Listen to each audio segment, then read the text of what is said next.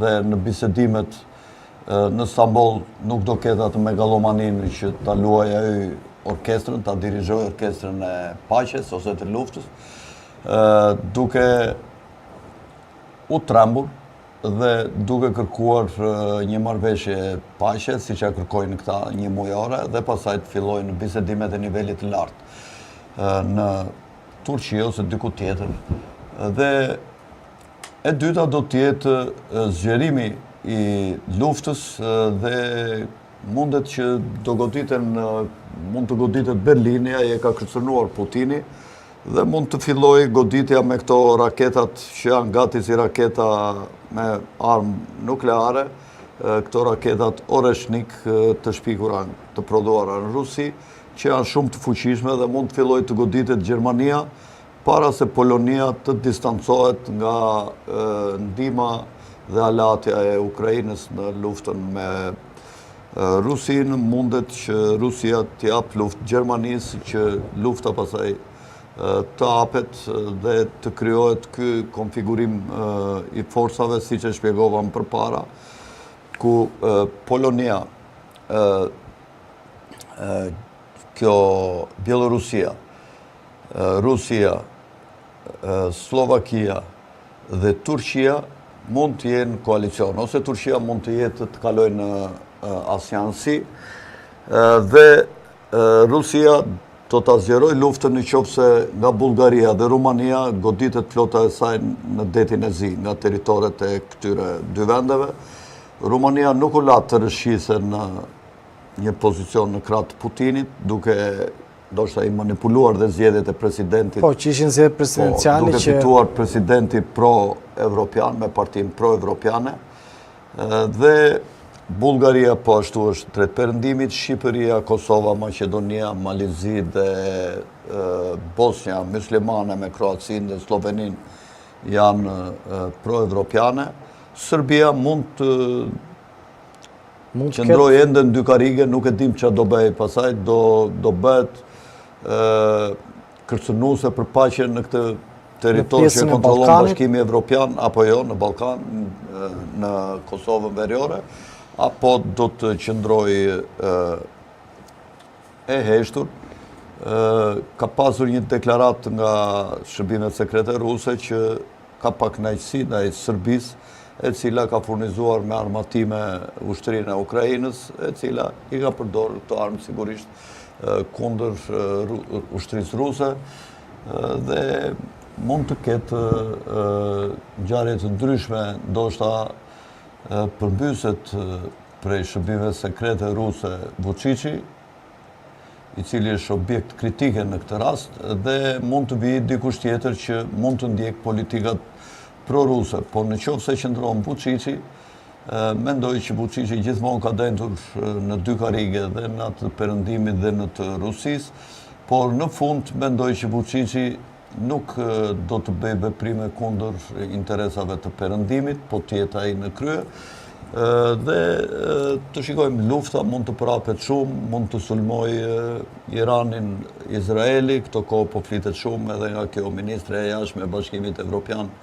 Kallas, e cila doli në një pozicion duke mbrojtur të drejtat humanitare të popullit të Gazës kundër Izraelit,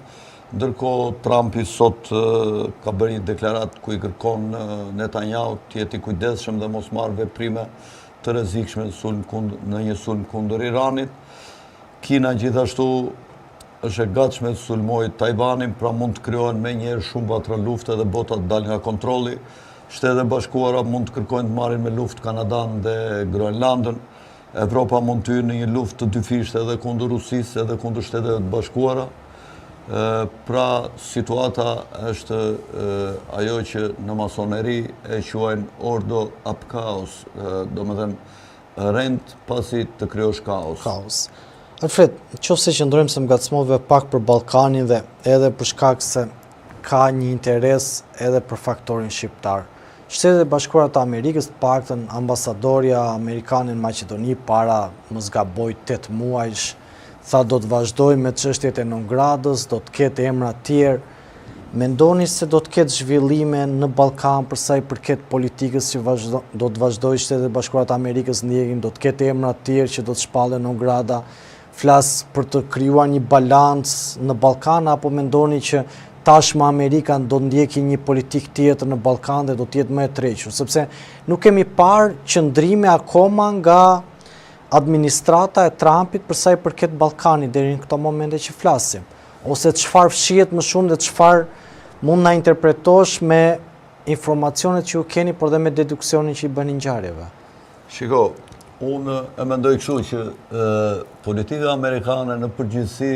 ka kaluar në izolacionizëm. Trumpi shpeshherë thotë nuk është lufta jonë kjo. Mirë po Putini, përkundër marrëveshjes që Trumpi bëri me Zelenskin për të shfrytzuar ato territoret për pasuritë nëntoksore, për të shlyer ato borxhet që i ka dhënë gjatë kohës së luftës së Ukrainës, Putini tash një pjesë të atyre territoreve ku janë bërë kontratat, po përpiqet ta bëjë si zonë tampon, të kontrolluar prej Rusisë dhe pushtimin e këtyre zonave, territoreve të reja i shpjegon me këtë arsye, me këtë parashikim që ai ka bërë për të ardhmen, për atë paqen që do të bëhet. Dhe Trumpi i tha, ki kujdes se je duke luajtur me zjarin, sepse po më kundërvjesh dhe mua që të kam deri në një farë mënyrë kam luajtur atë zjarfiksin aty,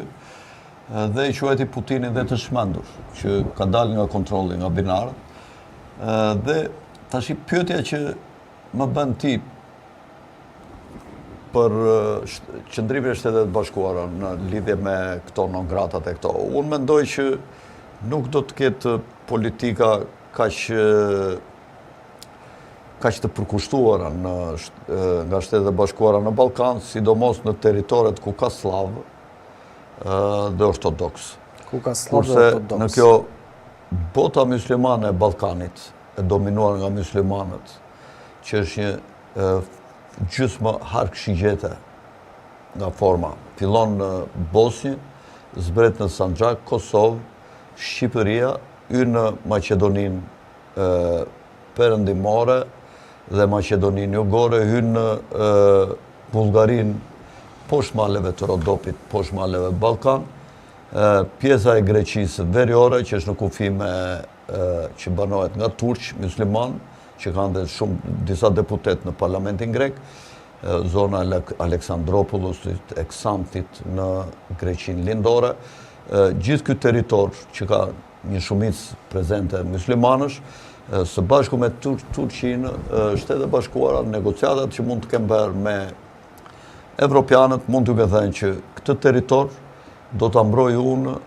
ose do ta kontrolloj unë në favor dhe të interesave turke, sepse Turqia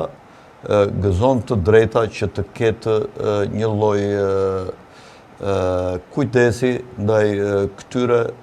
territoreve me shumicë muslimane. Dhe është dhe në plan ajo që mendoj unë që do krijohet deri në vitin 2033 arkëshigjeta muslimane ballkanike. Dhe në këtë territor ndoshta Shtetet e Bashkuara do të jenë aktiv. Sigurisht që Trump është interesuar për ardhjen në krye të këtyre vendeve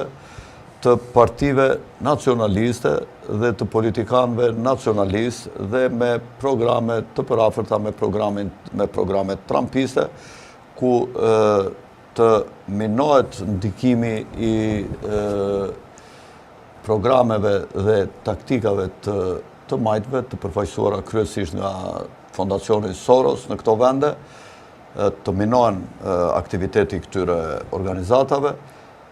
dhe të dilet në